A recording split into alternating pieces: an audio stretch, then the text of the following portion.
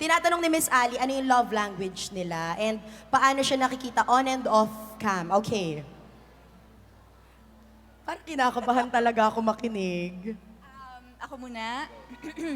Ang love language. Go Barbie!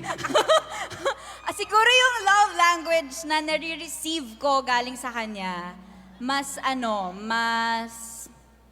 words of affirmation, ganyan.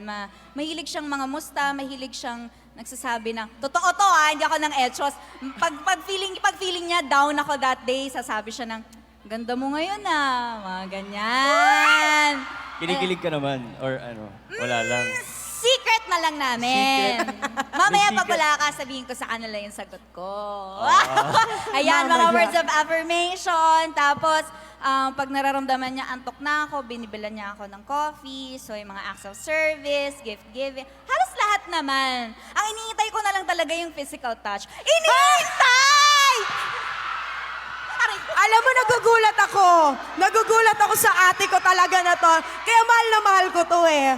O, sige nga. Iniintay. Kita mo? Oo. Gusto ko yung sagot mo doon. Oo. At nagkauntugan pa nga, okay ka lang ba? Physical touch Yun yun. yun. Physical Okay. Sorry. O, ikaw naman, ano ba yung love language? Si Barbie kasi, iniintindi niya ako. So, anong tawag dun? Acts of service. Siguro Yeah, she pwede. understands me, like how I am. Like, she would always ask me kung kamusta ako, okay ka lang ba? Di ba lagi mo sinasabi yun? Okay ka lang ba? Tapos, meron physical touch siya. Oh. Nag-hug naman tayo. Nag-hug. Oo. Nag-hug na. Oo.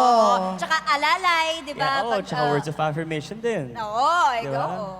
Yung sabi mo, ang galing ko, congrats sa ganito. Yes. Ang cute mo, ganun. Sabi ko yun. Joke lang. Hindi, ayun, mga ganyan.